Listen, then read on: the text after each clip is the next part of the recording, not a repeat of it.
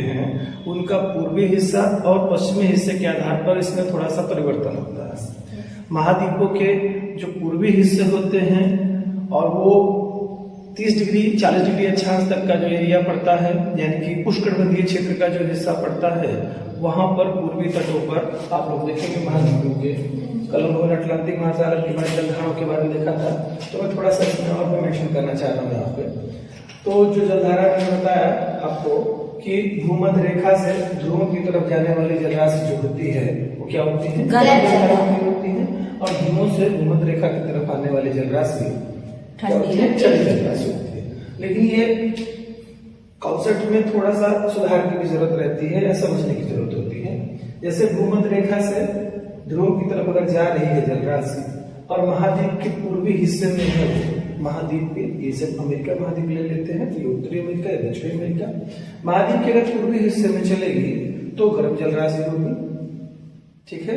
और अगर महाद्वीप का, जैसे हम लोग अफ्रीका महाद्वीप ले लें, इसके पूर्वी हिस्से में सेम इसी अक्षांश पे उष्णकटिबंधीय क्षेत्र में, जैसे कि आप जानते हैं कि 30 डिग्री तक का, 0 से लेकर 30 डिग्री उत्तर और 0 से लेकर 30 डिग्री दक्षिण के मध्य का जो हिस्सा होता है, ये उष्णकटिबंधीय क्षेत्र के अंतर्गत आता है। इसमें अगर देखेंगे 0 से 30 डिग्री उत्तरी अक्षांश में अगर हम देखेंगे तो महाद्वीप का जो पूर्वी हिस्सा गर्म जलधारा प्राप्त करता है, लेकिन सेम अगर अपोजिट स्थिति में देखेंगे तो पश्चिमी हिस्सा हमारी ठंडी जलधारा से प्राप्त है। जैसे कि आप यहाँ पे देख रहे थे फ्लोरिडा की जलधारा, एंटीज की जलधारा, गल्फ स्ट्रीम की जलधारा, गल्फ स्ट्रीम की। इसके अलावा फिर आपने देखा यहाँ पे पश्चिमी हिस्से पे देखा था क्या, कनारी की ठंडी जलधारा देखा था। तो बस इतना ही आपके यहाँ ध्यान रखना है, मैं आगे कॉन्सेप्ट भी बताऊंगा, आपको समझ में आ जाएगा। तो महाद्वीप का अगर पूर्वी हिस्सा है, उष्णकटिबंधीय क्षेत्र का हिस्सा है तो गर्म जलधारा, और अगर महाद्वीप का पश्चिमी हिस्सा है, उष्णकटिबंधीय क्षेत्र का है, तो ठंडी जलधारा। यही सेम चीजें आगे जाएंगे शीतोष्णकटिबंधीय क्षेत्र के अंतर्गत, तो 30 डिग्री से ऊपर का हिस्सा तो महाद्वीप का पूर्वी हिस्सा ठंडी जलधारा, ओके, और महाद्वीप का पश्चिमी हिस्सा तो गर्म जलधारा, ठीक है। ये बात थोड़ा सा कॉन्सेप्ट दिमाग में रखिएगा कि उष्णकटिबंध का महाद्वीप का पूर्वी हिस्सा अगर है तो वह गर्म जलधारा लिए रहेगा, और अगर उष्णकटिबंधीय क्षेत्र का महाद्वीप का पश्चिमी हिस्सा है तो ठंडी जलधारा लिए रहेगा। तो बाकी चीजें हम लोगों ने देखी थी, जिन लोगों ने नहीं देखा था वो वीडियो देख लेंगे, उनको काफी कुछ स्पष्ट हो जाएगा। हम लोगों ने देखा था कि प्रवाह के आधार पर जल राशियां कितनी तीव्र गति से प्रवाहित हो रही हैं, उसके आधार पर हम लोगों ने देखा था 3 प्रकार की जल राशियों को क्लासिफिकेशन किया गया था। एक तो प्रवाह, दूसरी जलधारा और तीसरी विशाल। जैसे इंग्लिश में ही कहेंगे तो प्रवाह को ड्रिफ्ट कहते हैं, और जलधारा को करंट कहते हैं, और विशाल जलधारा को स्ट्रीम, ठीक है। ये चीजें थी। इसके अलावा हम लोगों ने देखा था कि क्यों ये जलधाराएं चलती हैं, उसके बारे में हम लोगों ने बहुत विस्तृत रूप से चर्चा की थी लास्ट वीडियो में। मैं एक मिनट आपको फिर से रिवाइज करा दूंगा। जैसे होता है क्या कि जो पृथ्वी अपने अक्ष पर जो घूमती है, यानी कि पृथ्वी की घूर्णन गति या परिभ्रमण गति के कारण से एक कारक यह हो जाता है, दूसरा कारक आपका बहुत ज्यादा मतलब जल का किसी क्षेत्र में बरसना, यानी कि जल की अधिकता, और महासागरों में जल की अधिकता कहाँ होगी, जहां पर जिन क्षेत्रों में खूब ज्यादा वर्षा होगी, और वर्षा कहाँ होती है, भूमध्य रेखा के आसपास, यानी इक्वेटर वाले क्षेत्र में, 0 डिग्री से 10 डिग्री उत्तर और 10 डिग्री दक्षिण के हिस्से में। तो यहाँ खूब ज्यादा पानी बरसता है, जलराशि ज्यादा हो जाती है, तो यहाँ से जलधाराएं चलती है, ठीक है। एक तो ये दूसरे कारण हो गए। तीसरे कारण के रूप में जो बड़े कारण आपको दिखाई देते हैं वो होते हैं हवाओं का क्षेत्र, यानी व्यापारिक हवाओं का क्षेत्र और पछुआ हवाओं का क्षेत्र। तो आपको बताया था मैंने, उष्णकटिबंधीय क्षेत्रों में, उष्णकटिबंधीय क्षेत्र मतलब 0 डिग्री से 30 डिग्री उत्तर और 30 डिग्री दक्षिण का हिस्सा, यहाँ पर जो जलधाराएं चलेंगी, यहाँ पर व्यापारिक हवाएं या पूर्व हवाओं का प्रभाव रहेगा, ठीक है। तो यहाँ पर जलराशि उसके कारण से भी विस्थापित होती है, चलती है। देखेंगे आप पूर्व से पश्चिम की तरफ जाएगी जलराशि, ठीक है। और अगर पछुआ पूर्व के क्षेत्र में अगर हम जाएंगे, यानी शीतोष्णकटिबंधीय क्षेत्र में जाएंगे, तो वहां जलराशि क्या होती है, पछुआ हवाएं चलती हैं, चाहे वो उत्तरी गोलार्ध हो चाहे वो दक्षिणी गोलार्ध हो। तो वहां पर क्या होगा, पश्चिम से पूरब की तरफ जलराशि आएगी, हवा जहां चलेगी तो हवा जलराशि को लेकर जाएगी। तो ये 3 बड़े कारण थे। इसके अलावा आपका बहुत बड़ा कारण है घनत्व का कम और ज्यादा होना। जहां पर जल का घनत्व ज्यादा होगा वहां पर जलराशि बैठी रहेगी, ठीक है, और जहां पर जल का घनत्व कम होगा वहां पर जलराशि थोड़ी हल्की हो जाएगी, तो थोड़ा ऊपर उठ जाती है। ऊपर उठने के कारण और एक जगह पे घनत्व ज्यादा होने के कारण, दबने के कारण से जलराशि का गमन एक निम्न घनत्व वाले से उच्च घनत्व वाले की तरफ हो जाता है। ठीक है, ये बड़ा कारक ये था। इसके अलावा अगर कारकों में देखेंगे आप लोग, मैंने जो बताया था आपको कि क्या स्वरूप है सागरता का, यानी कि क्या उसमें कोई बड़े कटक भी पड़ते हैं उस महासागर में। अगर बड़े कटक पड़ेंगे तो उससे भी जलराशियों का इधर से उधर गमन करने में प्रॉब्लम्स आती हैं। ठीक है, फिर उसके बाद में वो जो महासागर है वो वहां पर कितने महाद्वीप की मतलब स्ट्रक्चर क्या है महाद्वीपों का, जैसे आप देखेंगे बहुत कटक हिस्सा दिखाई दे रहा है यहाँ पर, तो उसका भी एक असर पड़ता है, क्योंकि जल राशि जब जाती है तो महाद्वीप जब मिलता है तो उससे थोड़ा सा चाहे कटक या महाद्वीप मिलता है तो उसे विचलन करके अपने रास्ते का गमन करती है। अब वो कैसे किस आधार पर विचलन करती है, अगर उत्तरी गोलार्ध से रास्ते में पड़ जाए तो दाहिने उसकी तरफ मुड़ जाएगी, और अगर राशि का है दक्षिणी गोलार्ध जल राशि है तो अगर आगे कोई महाद्वीप पड़ जाता है तो अपने बाएं टर्न करके आगे बढ़ जाएगी। ये बड़ा कारण था। फिर उसके अलावा देखिए आप लोगों ने देखा कि ताप है ना, जल सागर की लवणता है, इसका भी जल राशियों में चलने में इसका भी बड़ा रोल होता है। जैसे बंद सागर होंगे तो वहां की लवणता क्या होगी बच्चों, ज्यादा होगी, और खुला सागर होगा तो लवणता कम होगी। तो हमेशा मैंने भी आपको बताया कि जहां पे लवणता कम होगी वो जल अधिक लवणता वाले क्षेत्र में जाएगा। जैसे कि आप लोग देख रहे हैं यहाँ पे भूमध्य सागर, तो भूमध्य सागर डेफिनेटली क्या है, बंद सागर के तौर पे आपको दिख रहा है। अपेक्षाकृत आप अटलांटिक महासागर या उत्तरी अटलांटिक महासागर के बारे में देखेंगे तो हमेशा जल राशि क्या करेगी, अटलांटिक महासागर से भूमध्य सागर की तरफ जाएगी। ठीक है, इसी तरह से हर जगह देखिए, जैसे यहाँ पे लाल सागर है तो लाल सागर एक तरह से आप देख रहे हैं बंद सागर की तरफ है, तो यहाँ पर क्या होगा, जो खुला सागर है अरब सागर जो आप देख रहे हैं, यहाँ से जल राशि बंद सागर की तरफ चलेगी। तो थोड़ा कॉन्सेप्ट हम लोगों का रिवाइज के तौर पे ये चीजें थी। आज हम लोग देखने जा रहे हैं दो महासागरों की जलधारा आज हम लोग देखेंगे। लास्ट दिन में अटलांटिक महासागर की जलधारा देखी थी, आज हम लोग प्रशांत महासागर और हिंद महासागर की जलधारा के बारे में देखते हैं। ठीक है, ओके स्टार्ट करते हैं। देखिए ये जो आपका इक्वेटर है या विषुवत रेखा है, विषुवत रेखा आपकी हमेशा जल राशि कहीं पे भी गमन होता है, जैसा कि आप लोगों ने अटलांटिक महासागर में देखा था। तो विषुवत रेखा क्या होता है, ये एक सबसे महत्वपूर्ण क्षेत्र बन जाता है जल राशियों के संदर्भ में। अगर हम देखेंगे तो सबसे महत्वपूर्ण क्षेत्र बनता है, क्योंकि यह मैंने बताया था आपको कि जल राशियों के चलने में घूर्णन गति का या परिभ्रमण गति का बड़ा रोल होता है। ऊपर से बड़ी मात्रा में जल राशि का मिलना, कहीं पे प्राप्त होना यानी वर्षा का प्राप्त होना महत्वपूर्ण कारक है। तो यहाँ पर दोनों कारक आपको बड़ी मात्रा में मिलते हैं। एक तो क्या होता है, विषुवत रेखा के आसपास का क्षेत्र बहुत दिन भर में जरूर वर्षा होती है, वहां पर सूर्य की किरणें सीधी लंबवत पड़ती हैं हमेशा, तो वहां पे जल क्या होता है, वाष्प बड़ी मात्रा में होता है, और वाष्प जब ऊपर की तरफ जाता है तो उसका संघनन भी बड़ी मात्रा में होता है, पानी को बरसता है, यानी कि जल राशि का इक्वेटर के पास में अधिक मिलती है, डेली मिलती है। ऊपर से जब पृथ्वी अपनी गति घूर्णन गति करती है तो उस स्थिति में क्या होता है कि पश्चिम से पूरब की तरफ तो गमन करती है। तो पश्चिम से पूरब की तरफ जाने में क्या होता है कि उस पर कोई भी चीज स्थिर होगी तो क्या होगी, अपने बैक साइड में जाएगी, पीछे की तरफ जाएगी, यानी कि पूरब से पश्चिम की तरफ कोई भी चीज होगी वो गमन करेगी। ऊपर से अधिक जल राशि तो वो गमन कर जाती है। वही कॉन्सेप्ट यहाँ पे भी आगे आपको चल रहा है। यहाँ पर क्या होगा, भूमध्य रेखा के पास देखेंगे तो भूमध्य रेखा का जो क्षेत्र है ये क्षेत्र आपका है। यहाँ से क्या होगा, वही कंडीशन बनेगी, जल राशि आगे की तरफ बढ़ेगी और आगे की तरफ बढ़ेगी तो जल राशि का नाम हो जाएगा। कौन सा जल राशि का चित्र देखिए, कौन सी दिशा में जा रही है, ये आपका जा रही है। और पहले चित्र महासागर कौन सा है, तो ये है क्या, प्रशांत महासागर, प्रशांत महासागर। और ये क्षेत्र कौन सा है, विषुवत रेखीय क्षेत्र, रेखीय क्षेत्र है। तो प्रशांत महासागर का विषुवत रेखीय जलधारा हो जाएगी, प्रशांत महासागर की विषुवत रेखीय जलधारा। क्या स्वरूप होगा बच्चों इसका, गर्म स्वरूप होगा। स्वरूप क्या होगा, गर्म। तो प्रशांत महासागर जैसे इसमें देखा था आप लोगों ने, अटलांटिक महासागर, ठीक है, अटलांटिक महासागर ये था और क्षेत्र था विषुवत रेखा। तो अटलांटिक महासागर की विषुवत रेखीय जलधारा, उसी तरह से प्रशांत महासागर की विषुवत रेखीय जलधारा, और के स्वरूप गर्म स्वरूप होगा। ये क्या करेगी, अपना गमन करेगी आगे की तरफ। मैंने आपको बताया था जब जल राशि आगे की तरफ बढ़ती है तो आगे जो महाद्वीप पड़ेंगे उससे टकराकर उत्तरी हिस्से की जल राशि उत्तर की तरफ टर्न कर जाएगी, उत्तरी गोलार्ध की तरफ, और दक्षिण क्षेत्र की जो जल राशि होगी दक्षिण क्षेत्र की तरफ यानी दक्षिण गोलार्ध की तरफ चली जाएगी। तो यही सेम कंडीशन यहाँ पर भी होती है। यह जलराशि जब आगे जाती है तो क्षेत्र आपका ये वाला आ जाता है, ठीक है, एशिया और ऑस्ट्रेलिया वाला हिस्सा। तो एशिया और ऑस्ट्रेलिया का पूर्वी हिस्सा, यह जलराशि आगे आती है प्रशांत महासागर की विषुवत-रेखीय जलधारा आगे प्रवाहित होती है। तो दो धाराओं में बढ़ती है, एक धारा उत्तर की तरफ, दूसरी धारा दक्षिण की तरफ। तो इसी का नाम फिर क्या कर दिया जाता है, यहाँ पर उत्तर की तरफ जाएगी तो उत्तरी विषुवत-रेखीय प्रशांत महासागर की विषुवत-रेखीय जलधारा, ठीक है, और फिर ये दक्षिण की तरफ आएगी तो दक्षिणी प्रशांत महासागर की विषुवत-रेखीय जलधारा, धर्म स्वरूप, ठीक है। इसके बाद जब ये आगे चलती है बच्चों,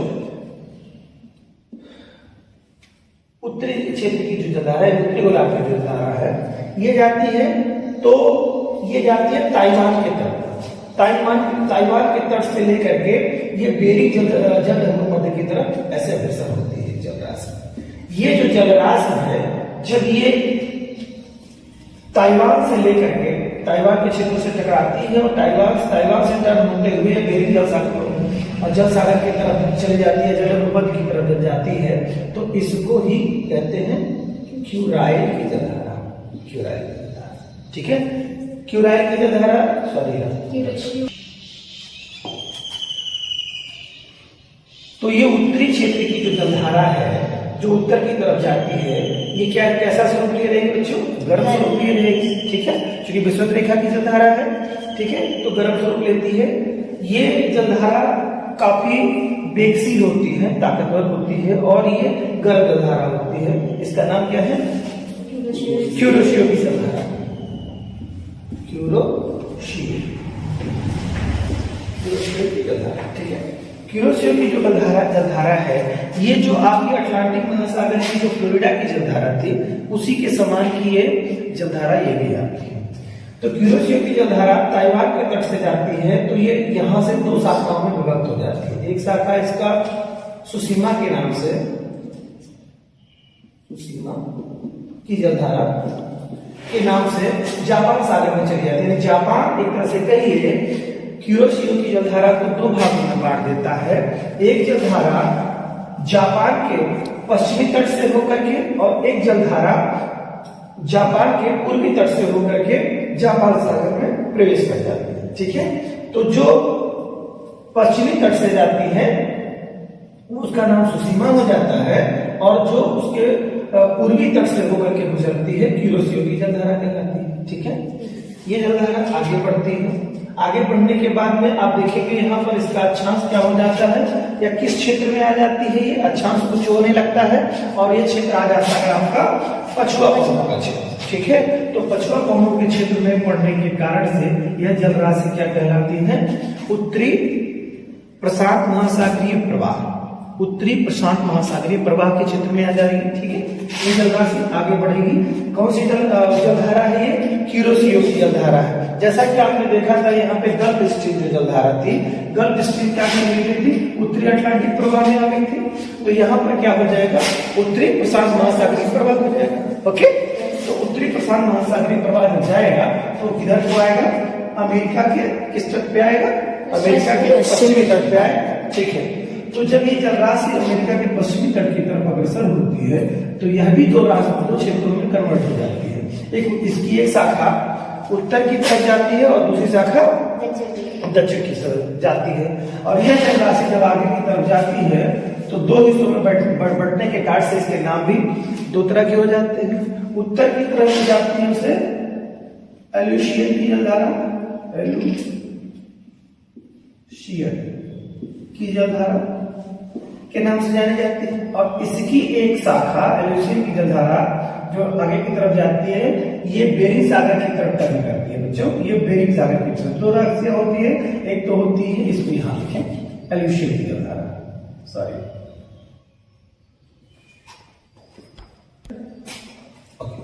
तो ये मैंने बताया आपको कि जो उत्तरी प्रशांत महासागरीय प्रवाह है जब आगे बढ़ता है तो ये दो दिशाओं में कन्वर्ट हो जाता है। उत्तर की तरफ इसकी शाखा चली जाती है और दक्षिण की तरफ इसकी शाखा चली जाती है। उत्तर की तरफ जो शाखा जाती है उसका नाम हो जाता है एल्यूशियन की जलधारा, एल्यूशियन की जलधारा। और इसकी ही एक शाखा जो है अलास्का की खाड़ी की तरफ चली जाती है, ठीक है, तो उसका नाम होता है अलास्का की जलधारा, अलास्का की जलधारा। अलास्का की जलधारा को ही हम लोग किसी और भी नाम से जानते हैं, कोई बता पाएगा कौन सा नाम है? कल मैंने आपको बताया था, बताइए। ब्रिटिश कोलंबिया द्वीप का नाम सुना है? यहाँ पर इसको ही अलास्का को ब्रिटिश कोलंबिया, ठीक है, ब्रिटिश कोलंबिया की जलधारा। तो चाहे इसको अलास्का की जलधारा कहिए चाहे ब्रिटिश कोलंबिया की जलधारा कहिए, बात एक ही है, ठीक है। यानी कि जो उत्तरी प्रशांत महासागरीय प्रवाह था, इसका उत्तर की तरफ टर्न होने पर ये दो जलराशियों में बढ़ जाती है, एक तो एल्यूशन की जलधारा, दूसरी अलास्का की जलधारा। अलास्का की जलधारा को ही ब्रिटिश कोलंबिया की जलधारा, ठीक है। देन इसके बाद में इसकी जो दक्षिणी शाखा आती है बेटा, ये क्या होता है, अमेरिका के ये पश्चिमी तट से होकर के नीचे की तरफ जाती है। यहाँ पर आप लोग देखेंगे एक खाड़ी पड़ती है, कैलिफोर्निया की खाड़ी।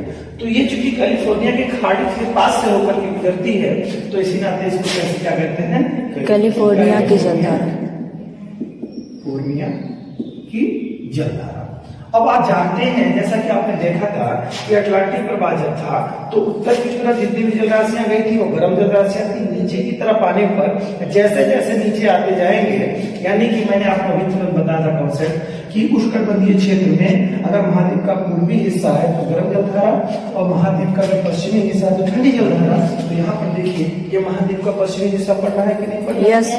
तो यहाँ पर ठंडी जलराशि हो जाएगी, तो कैलिफोर्निया की ठंडी जलधारा के नाम से जानी जाती है। फिर यही जलराशि जाकर के आकर के मिल जाती है इसमें क्या, प्रशांत महासागरीय विषुवत में मिल जाती है।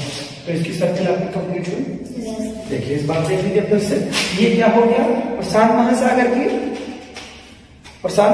की विषुवत रेखीय जलधारा आगे की तरफ जब अग्रसर होती है तो एशिया महाद्वीप और ऑस्ट्रेलिया के सम्मुख पहुंचने पर ये टकरा करके दो हिस्सों में बढ़ जाती है।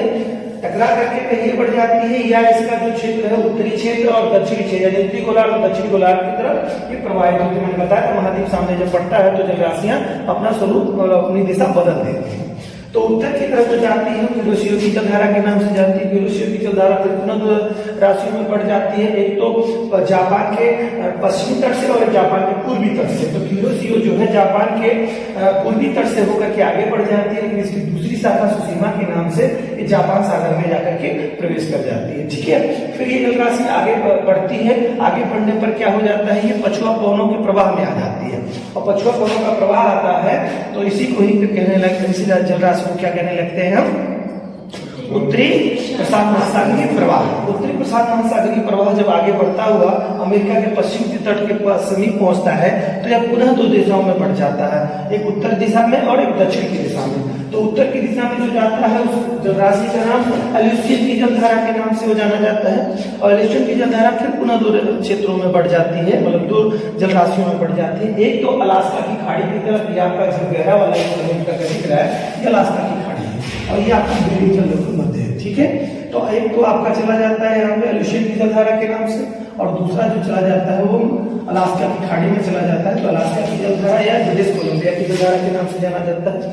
फिर जो एक जलराशि दक्षिण दिशा में टर्न करती है, मैंने बताया था कैलिफोर्निया के तट से होकर के जाते हैं, कैलिफोर्निया की जलधारा ठंडी जलधारा के नाम से जानते हैं। तो ये सर्किल आपकी कंप्लीट होती है। अब हम लोग दक्षिण की तरफ आते हैं, यानी दक्षिण की तरफ मतलब प्रशांत महासागर की जो दक्षिणी प्रवाह है उसके बारे में देखते हैं, ठीक है। तो सेम ऐसी कंडीशन होती है, क्या होती है, यही उत्तर दिशा से न चल करके यहाँ पर दक्षिण दिशा में चल रही है। कौन सी जलराशि चल रही है, कौन सी जलधारा है, प्रशांत महासागर की जलधारा।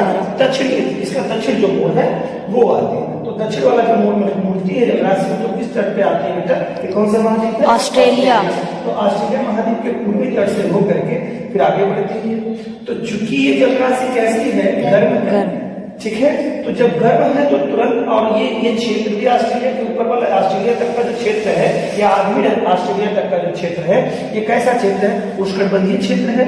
तो यहाँ पर कैसे क्षेत्र, मतलब जलवायु मिलेगी गर्म वाली जलवायु, और जलराशि गर्म ही आ रही है तो यानी कि गर्म जलधारा, यानी कि ऑस्ट्रेलिया की पूर्वी तट पर चलने वाली जलधारा कौन सी हो जाएगी, गर्म जलधारा, ठीक है बेटा। फिर ये जैसे ही ऑस्ट्रेलिया से आगे बढ़ेगी तो पछुआ पवनों के क्षेत्र में आएगी, तो कौन सा हो जाएगा यहाँ पर, दक्षिणी प्रशांत महासागरीय प्रवाह, दक्षिणी प्रशांत महासागरीय प्रवाह।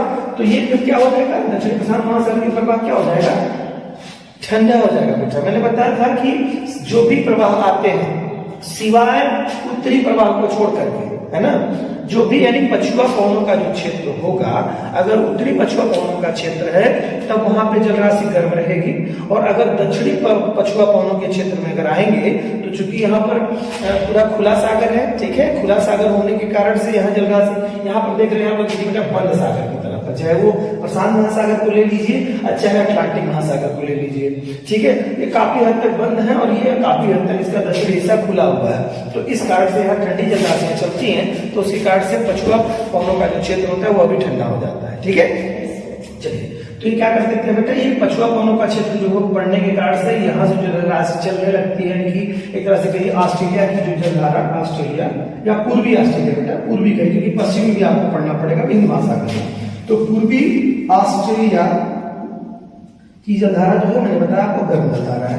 ये जब पछुआ पवनों के प्रवाह में आती है तो इसका नाम दक्षिणी प्रशांत महासागरीय प्रवाह हो जाता है, जो कि ठंडी जलराशि है। आगे गमन करती है, आगे गमन करने के बाद बेटा ये कहाँ पहुंचेगी, ये आपकी दक्षिणी अमेरिका के पास पहुंच जाएगी, और दक्षिणी अमेरिका का जो ये हिस्सा पड़ता है, ये जो कंट्री पड़ती है, ये कौन सी कंट्री पड़ती है, पेरू पड़ती है, वेरी गुड, पेरू। तो पेरू जो कंट्री आपकी है ये इसके तट के समीप से जैसे ही आ जाता है सामने, ये टर्न करके क्या होता है ऊपर की तरफ जलराशि चल जाती है, क्योंकि आप जानते हैं सारी जलराशियां जो है एक सर्कल का निर्माण करती हैं। उत्तरी हिस्से की जो जलराशि है उत्तरी गोलार्ध की, वो एक सर्कल का निर्माण करती है, उसी तरह दक्षिण जलधारा जो है वो एक सर्कल का निर्माण करती है, ठीक है, ठीक है।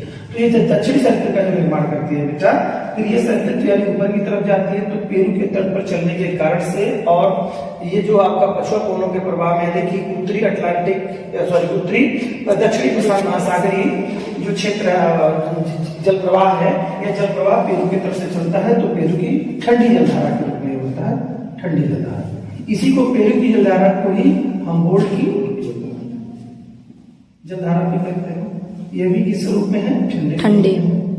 हमबोल्ट महोदय ने इसकी पहली बार खोज की थी, इस नाते इसको हमबोल्ट की जलधारा के नाम से जानते हैं। फिर यही जलराशि जाती है बच्चों, तो कहाँ मिल जाएगी इसको, प्रशांत महासागर इसकी भी एक सर्कल कंप्लीट होगी, ठीक है। अब आप देखते हैं एक जलराशि और भी इसमें से आपको देखना है, जैसे यहाँ पर मैंने बताया था हर महासागर में अगर जलराशि जो विषुवत रेखीय जलराशि चलती है तो उसमें ही एक जलराशि कौन सी विपरीत विषुवत रेखीय जलराशि चलती है, जलधारा के नाम से जानते हैं। तो यहाँ पर भी क्या होगा, विपरीत विषुवत रेखीय महासागर का नाम प्रशांत महासागर की जलधारा। कैसा स्वरूप होगा, गर्म। विषुवत रेखा की जो भी जलधारा चलेगी, विषुवत रेखा लगा हुआ शब्द होगा तो कैसी होगी, गर्म जलधारा। एक चीज और इसमें देखना है, हम लोगों ने जो प्रशांत यहाँ पे प्रशांत महासागर के बारे में देखा, और क्यूरोसियो की जलधारा जो कि पछुआ पवनों के प्रवाह में आती है, उत्तरी प्रशांत महासागरीय प्रवाह में आती है, तो वहां पर एक जलराशि और चलती है बेटा, जैसे मैंने क्या क्या कहा था आपको, एलिशियन की जो जलधारा है, एलिशियन की जलधारा जो आगे बढ़ जाती है, तो यहाँ पर क्यूरोसियो की जो जलधारा है अमेरिका के तटों से टकरा करके एक विपरीत शब्द नाम में देता है, विपरीत या प्रति, दो शब्द लग सकते हैं, या तो प्रति कह सकते हैं या तो विपरीत, विपरीत क्यूरोसियो की जलधारा के नाम से जाना जाता है। क्यों, क्योंकि देखिए ये जलराशि मैंने बताया आपको प्रशांत महासागर है, प्रशांत महासागर में क्या है, पछुआ पवनों का क्षेत्र है, तो पछुआ प्रवाह क्षेत्र कह सकते हैं, या इसको क्या कह सकते हैं आप, इसको आप कह सकते हैं कि उत्तरी प्रशांत प्रवाह। तो उत्तरी प्रशांत प्रवाह को ही नाम लेकर के नाम लेता है प्रति विपरीत क्यूरोसियो की जलधारा। तो प्रति जो है या विपरीत क्यूरोसियो की जलधारा मतलब यही जो पछुआ पवनों का जो क्षेत्र होता है, तो एक जलराशि क्या होती है, यहाँ पर जब एक जलराशि आगे की तरफ दक्षिण की उत्तर की तरफ, कोई जलराशि दक्षिण की तरफ टर्न कर जाती है, तो यहाँ पर ये जलराशि चलने लगती है विपरीत या प्रति क्यूरोसियो की जलधारा, ठीक है। तो यहाँ पर भी जलराशि वो भी कैसा स्वरूप होगा, उसकी गर्म होगा, क्योंकि आप देख रहे हैं कि क्यूरोसियो की जलधारा कैसी है, गर्म जलधारा, उसकी विपरीत जलधारा होगी तो गर्म जलधारा होगी, ठीक है। इतना कॉन्सेप्ट समझ में आ गया। तो ये सारे जलधाराएं आपको इसमें जानने को मिली। कैलिफोर्निया की जलधारा आपने देखा, इसमें ठंडी जलधारा है। एक चीज और भी इसमें छूट रहा है बच्चों, हम लोगों ने देखा है यहाँ से ठंडी जलधारा है, ठंडी जलधाराओं के बारे में थोड़ा सा हम लोग उसको देख लेते हैं। एक जलधारा यहाँ से आगे जाती है, जिसका नाम है बेरिंग सागर से, यानी ध्रुव की तरफ से क्या है, भूमध्य रेखा की तरफ आती है। ठीक है, तो कौन सी जलधारा होती है? क्यूरोसियो। यहां से आती है क्यूराइल की जलधारा। क्यूराइल की जलधारा को हम लोग कहते हैं ओयोशियो की जलधारा के नाम से भी जानते हैं, चाहे ओयोशियो की जलधारा कहिए या क्यूराइल की जलधारा। ठीक है, दोनों। इसका बिहेवियर कैसा है? जैसा कि यहाँ पर लैब्राडोर की जलधारा थी, ठीक है, इसमें अटलांटिक महासागर में जो लैब्राडोर की जलधारा थी, सेम उसी स्वरूप के साथ में आपको क्यूराइल की जलधारा या ओयोशियो की जलधारा मिलती है।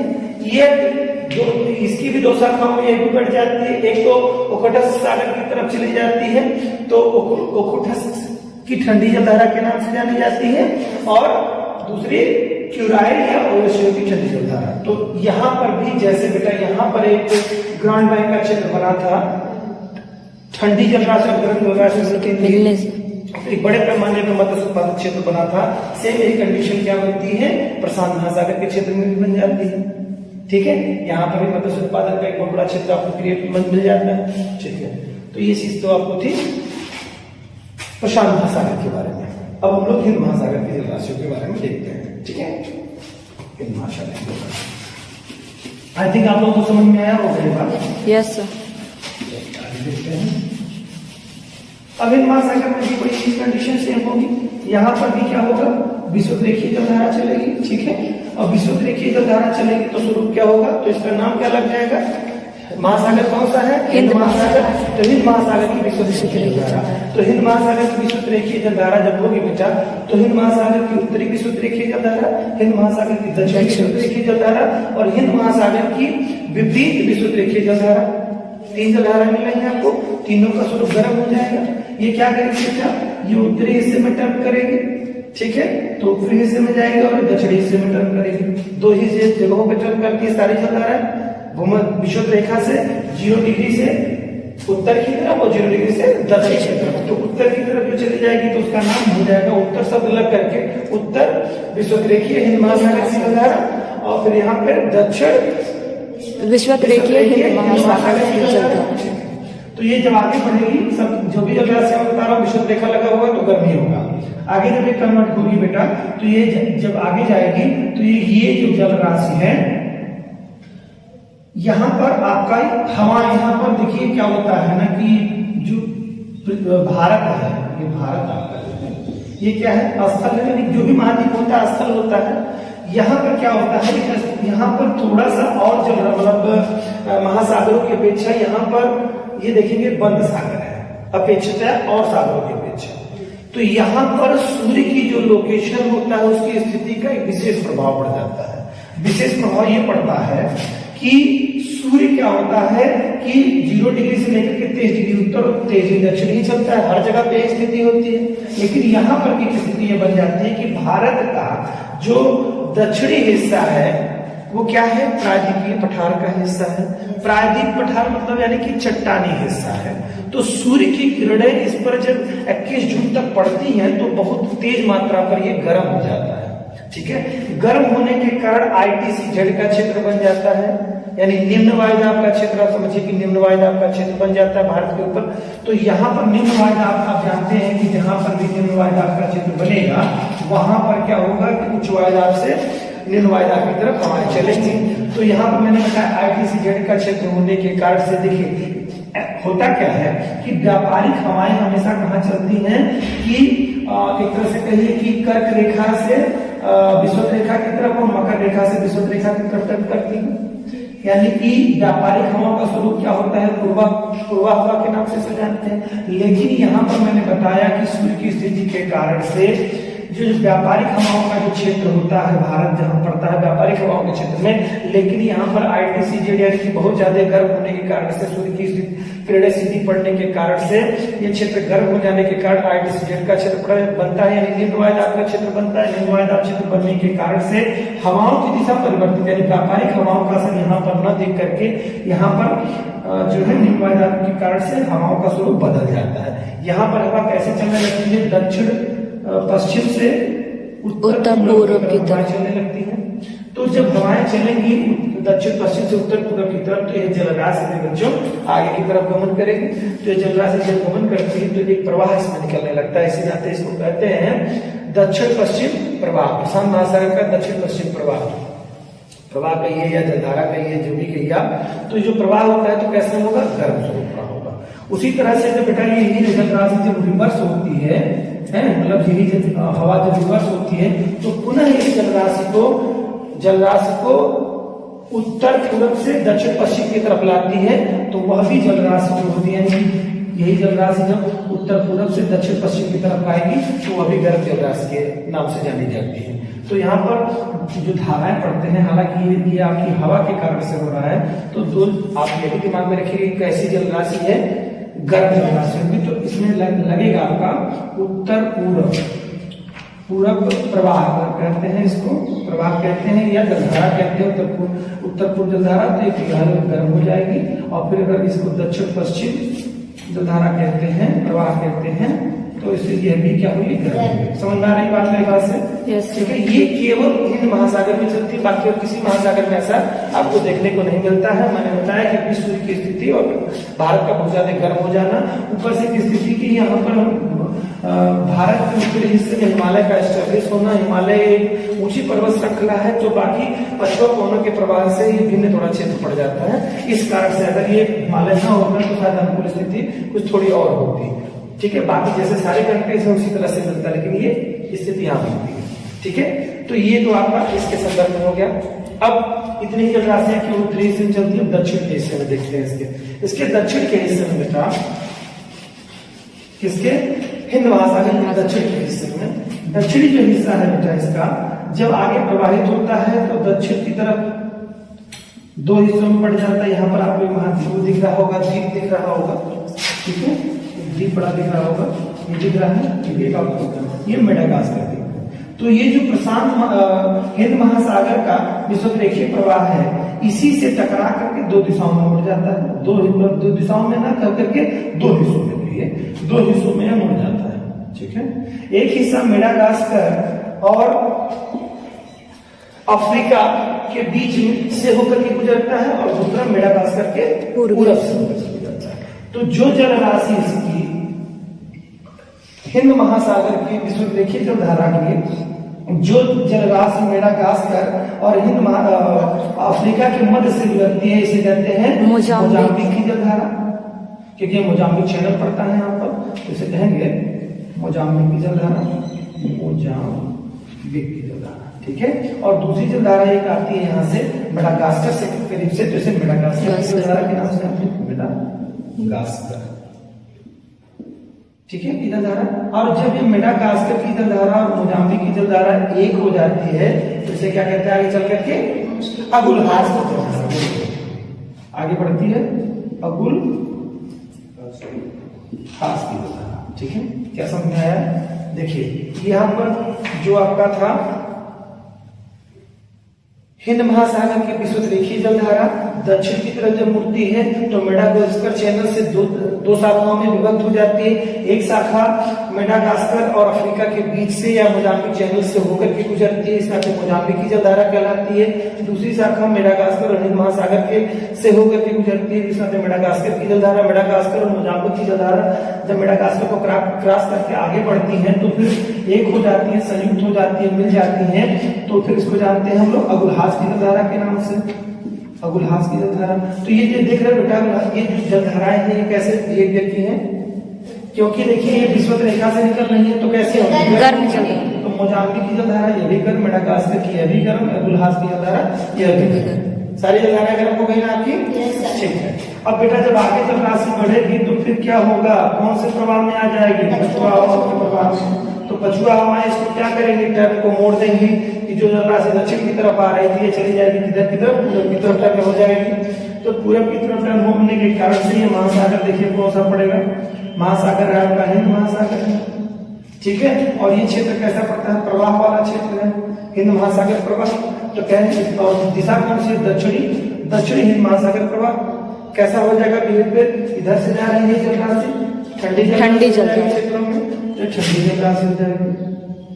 और यही जलराशि जब जाती है तो ये कौन सा महाद्वीप आपका दिख रहा है? ऑस्ट्रेलिया महाद्वीप। तो ये ऑस्ट्रेलिया के पश्चिमी तट से जब होकर के जाती है तो चूंकि दक्षिणी हिंद महासागर प्रवाह जो है ये क्या है, ठंडी जलराशि है, तो यह भी आगे जब गमन करता है तो ऑस्ट्रेलिया के पश्चिमी तट पर तो ठंडी जलराशि के रूप में, तो इसका नाम हो जाता है ऑस्ट्रेलिया के ठंडी जलराशि पश्चिमी तट पर या तट की पश्चिमी तट की ठंडी जलधारा, ऐसे कह सकते हैं कि ठंडी जलधारा। ठीक है, तो आपने देखा कि ऑस्ट्रेलिया के पूर्वी तट पर गर्म जलधारा और ऑस्ट्रेलिया के पश्चिमी तट पर ठंडी जलधारा। यही ठंडी जलधारा जो है आगे चल करके बेटा किसमें मिल जाती है? विषुवत जलधारा में। ठीक है, और यहाँ मैंने बताया कि विपरीत विषुवत जलधारा में एक सर्किल इसका भी निर्माण होता है। तो कुल टोटल इतनी ही जलराशियां आपकी थी। ठीक है, इन्हीं में से आपको कंपटीशन में आपको क्वेश्चन जवाब मिलेंगे, मतलब मिलेंगे क्वेश्चन आपको डेफिनेटली इसी से मिल जाएंगे। तो इतने आपके लिए पर्याप्त हो गया है। ठीक है।